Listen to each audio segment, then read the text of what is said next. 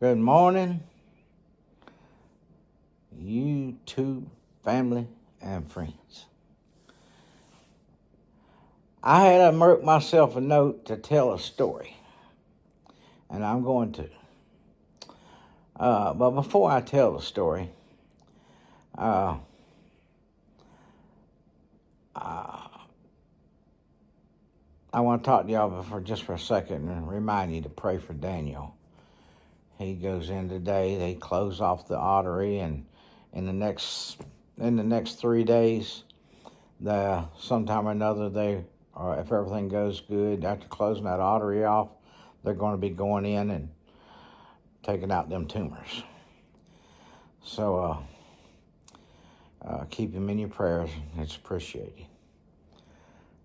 Okay, now let me get to the story real quick here. It's a little long, so I have to try to talk a little fast, you know what I mean? Okay, as most of you know, I'm an old truck driver.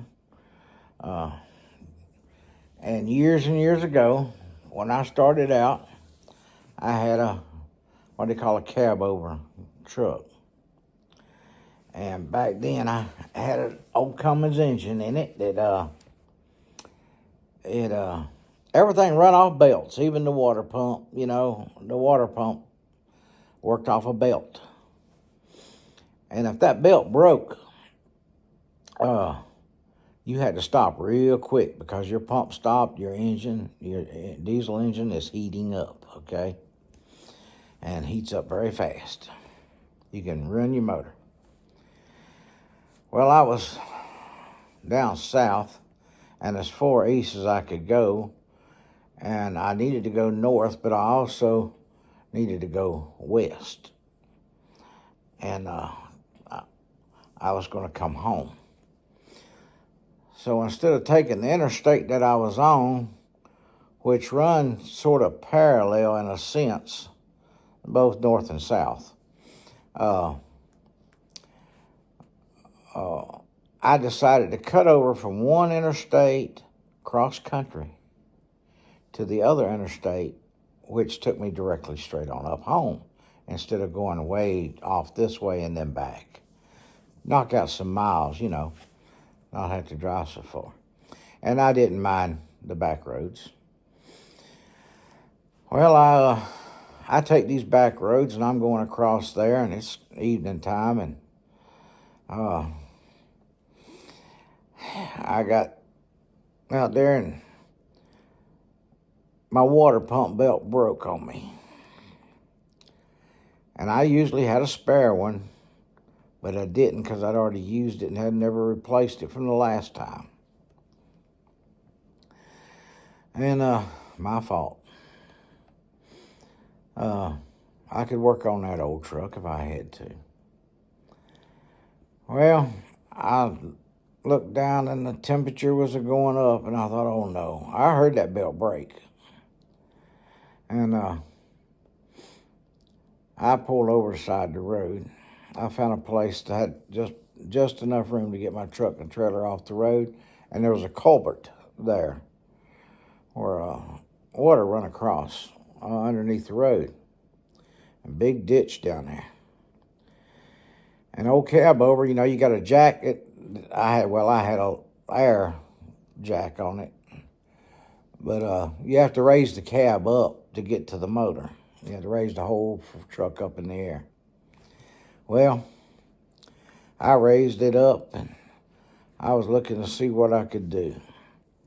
I found the old belt under there broke, and I ain't got another belt. I got to find an auto parts store. So I was going to try to find one. It wasn't no cell phones back then. And all that kind of stuff. And I'm out in the middle of nowhere. And here come this old model pickup truck with a side step. And an old man and an old woman in it. And I wasn't waving them down or nothing. They stopped. And no traffic, it's country road. They stopped right beside me. Said, hey, young feller, everything okay? I said, no, I've kind of broke my water pump belt. Now you got to understand, this water pump belt had the wheels that it turned on was 5 grooves across it. The belt had to be a 5-groove belt. Unless you went to the international dealership, you almost didn't find it to fit it. Now, I said, I don't know what I'm going to do. I said, can you tell me where my closest, maybe an auto parts store is, where maybe I can find something that'll work to get me on out of here? He says, well, auto parts store so many miles down the road there, just before you start to go into town. Okay. He said, but they closed. I said, well, okay, that ain't gonna do me no good. There ain't nothing else close by, he said. Wow. I said, well, he tell me what time they open in the morning. He told me what time they open in the morning. So I guess I'll be spending the night. And I was going to start letting my cab back down, and I thanked him and everything. And he got out and he walked around there, and he says, he called his wife Ma. Now, Ma had her hair up in a big bun, twirly, rounded off, I can't explain it, bun in the back of her head. And they were up in age. And he got out and he walked around there, and he says, young man, he says, won't you come on to the house with us and have some dinner? And he says, you don't want to be out here all night. I said, oh, I'll be fine. I'm okay. I said, I'm used to living in this truck. He said, my mom said to tell you to come on and go home with us. We just live right down the road here. And he says, in the morning, I'll run you on to the auto parts store and see if they can help you. I said, okay. Well, I finally agreed to it. They were pretty sure that's what they wanted me to do. And I said, well, okay. So I put the cab down and put my triangles out behind it back there. I was off the road, but, I just wanted to make sure. I got my broken belt, got me a change of clothes and everything, and put it in my little satchel, and jumped in the truck and went with them. Ma moved right over and let me sit right up there with them. I went home with them. I had dinner with them. We sat in there and watched a little TV. And I offered to help Ma wash the dishes there. It's what he called her, Ma. And I offered to help her wash dishes. And she said, no, she run me out of her kitchen. We sat there and watched some TV and said, I got up and went to walk around the living room there for a few minutes. And I walked by the fireplace. My voice is still messing up, so I'm sorry if you hear me cracking.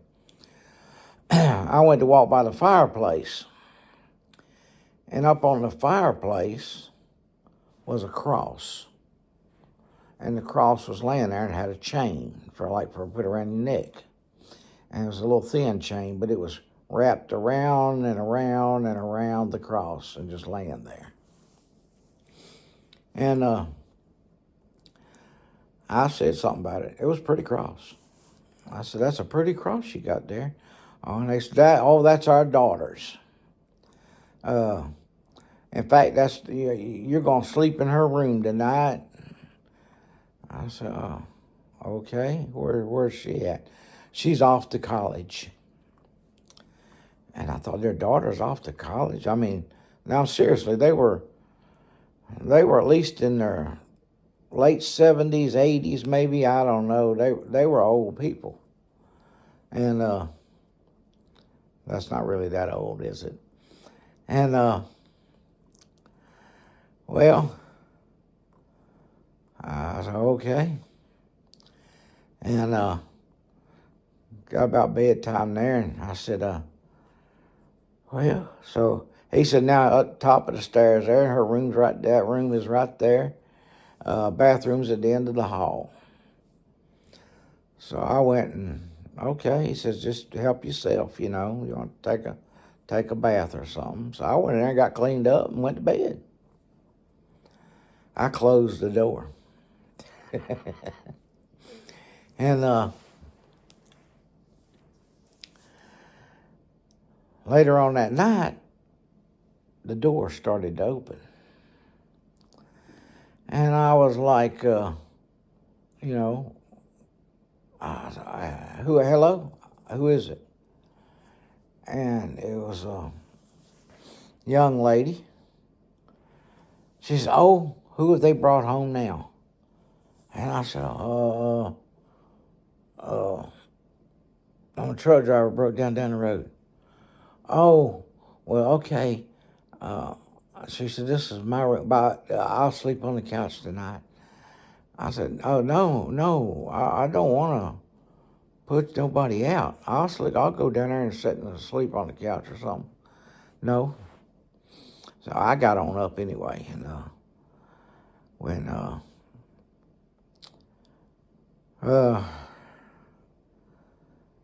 but I ended up going back to bed and going to sleep. Long story short. And next thing I knew, it was morning time. And Ma, he's hollering, Ma's working on breakfast. After breakfast, I'll run you on down there to that auto parts store. And I said, okay. So I got up and brushed my teeth and washed my face and went downstairs and had breakfast with them. And sat in the kitchen there at the table. And after that, we jumped in the truck and we took off to the auto parts store.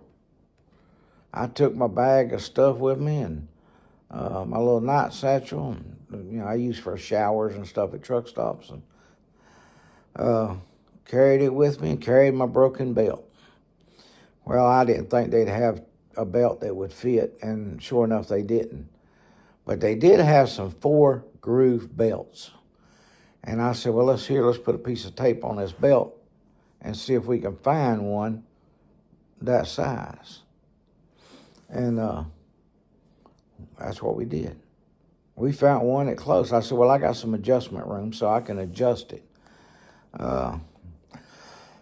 It was going to be a little smaller, but I said, that's okay. I got room to forward. I always had to adjust it all the way out anyway.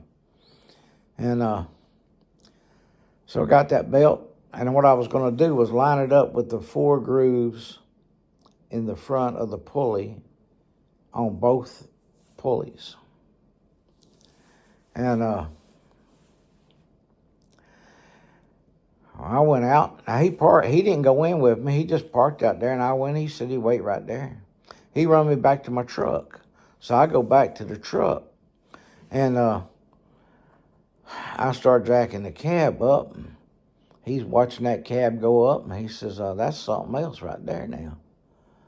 I said, yeah, the first one I had, you had to use a hand jack and jack the cab up. I said, I like this too. And he says, where do you think that's going to work? I said, I believe so. He says, well, there's nothing I can do. He says, I'm going to go on back to the house. I don't like to leave Ma by herself very long. And I said, well, okay, I appreciate it. I really do. Thank you and everything. I tried to pay him something, for his gas and staying at their house. And he would not take my money. He says, no. And I said, finally I was like, okay. And hold on, I got a phone call. And, I'm back. And Sorry about that. I had to take that phone call. Well, he wouldn't take my money, and he didn't want to leave her by herself too long, he said. And I thanked him, and off he went. Well, it took me about an hour maybe you had to take two other belts off to put this belt on. And it took me about an hour to get that belt on there, but I got it lined up. And I climbed up on the side of the cab up in the air and hit the switch and cranked it up and watched that belt turn. It was turning smooth. I said, man, I hope this will get me to an international dealership. And I let the cab down, and I was thinking, I thought, man, I wish I got their address. I'll send them a thank you letter, and shoot, I was going to send them a Christmas card, at Christmas and stuff like that every year. I thought it sounded like a good idea. Nice people. And so I said, well, I'll get his address, because I had to go right by his house. And I'm going down through there, and I'm looking, and I never saw the house. Couldn't find it. Now, we're talking about a nice-looking yard with some fruit trees and stuff around, a grapevine off on the side that I saw, and not a bad-looking two-story house, Well, I got down there to where that auto parts store was, and I thought, how did I miss their house? Because I was going to get the address if there was one on the mailbox. Well, I pulled in the auto parts store. Beside it, there was a big dirt parking lot, gravel and dirt and stuff. And I wheeled around in there. And I went inside there, and I said, hey, that belt worked. I'm sitting out there idling. The guy said, well, I'm glad it worked for you. I said, I got a question. Do you know the old man that brought me up here? And it was in the pickup out front. He said, no, I didn't pay attention. And so I said, well, he lived just down the road here, on the other side of the road there. And not too far, I told him about how far down. And I said, big white two-story house. I said, he calls his wife Ma. And I'm sorry, but I can't remember his name. But I did tell that guy his name. And he looked at me when I described her and told him his name. He looked at me real funny. He said, it's happened again. Hold on. I said, what are you talking about? He goes in the back and brings this other guy. He says, tell him what you just told me. And I told him. He says, buddy, this happened but once before. He says, but they passed away a number of years ago. I said, no, we can't be talking about the same people. And he goes, yeah. And he told me where the house was, I said, do you mind if I drop my trailer out here? Because I thought he's crazy. I didn't know what he's talking about. And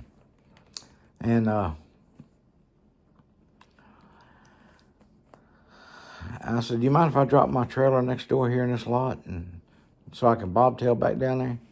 He said, no, go ahead. Be fine. And they're just talking away about what I just told them. These people are crazy. And I dropped my trailer and run down there. And I'm going real slow looking for the house. And finally I saw the house. We're talking about a yard, an abandoned property. We're talking about grass, trees, sticker bushes. You couldn't even turn in the driveway without driving into the weeds. And that's what I did. I turned in right there. I looked at that house and I said, that's the house. It don't look good, but yeah, this was where I was at. No, can't be. Well, I got out and I made my way to the house and I went in the house. And I walked into the kitchen through the living room there. And the old kitchen table that I ate at was still there. It was all beat up and everything, but it was, it was still there. Old kitchen sink, it was old metal stuff, was all still there. Just, some of the cabinet doors were tore off and hanging, and I mean, it was run down. The roof,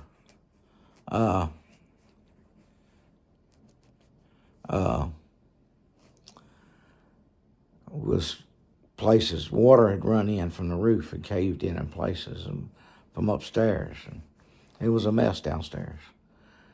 I went over back in there, and I went up them old steps. I was real careful because I thought they were going to fall in.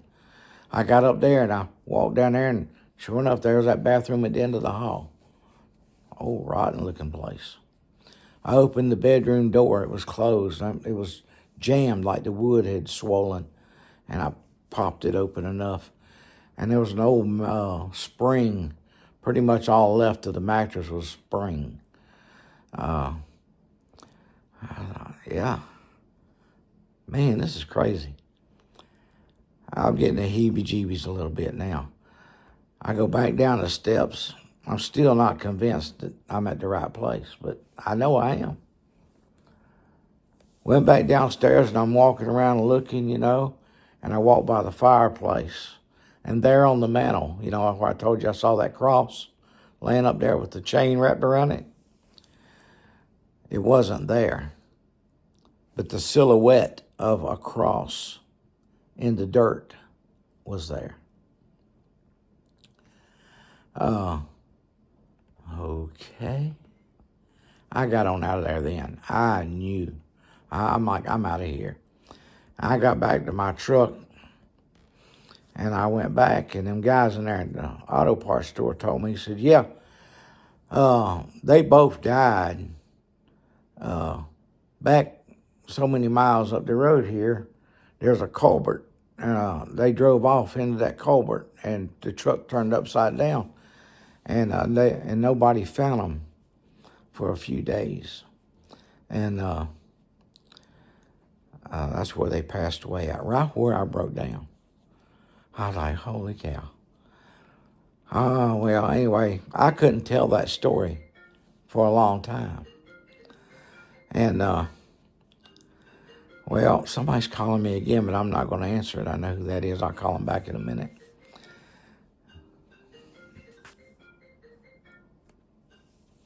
And, well,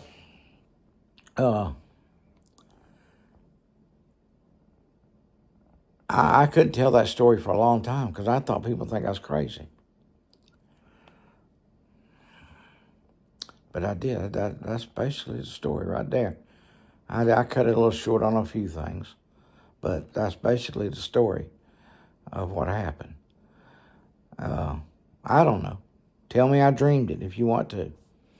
All I know is I got my belly full, 2 meals. All I know was I slept on a comfortable bed. I know I sat in a living room and watched a TV show. I know I talked to 2 people, and then a third one showed up. And I found out later that their daughter had died, which that's the part I left out. Their daughter had passed away when they were still alive, much younger. She had passed away from a car wreck going back to college, where she was going to college at. Got in a was in a bad accident. So, I don't know. Take it for what it's worth. Believe it, not believe it. I don't try to convince nobody of it. It's totally up to you, but that's my story.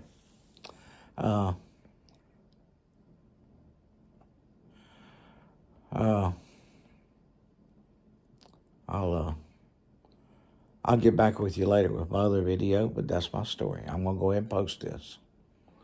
And keep on smiling, remember? God bless. Remember Daniel in your prayer. And remember Jesus loves you.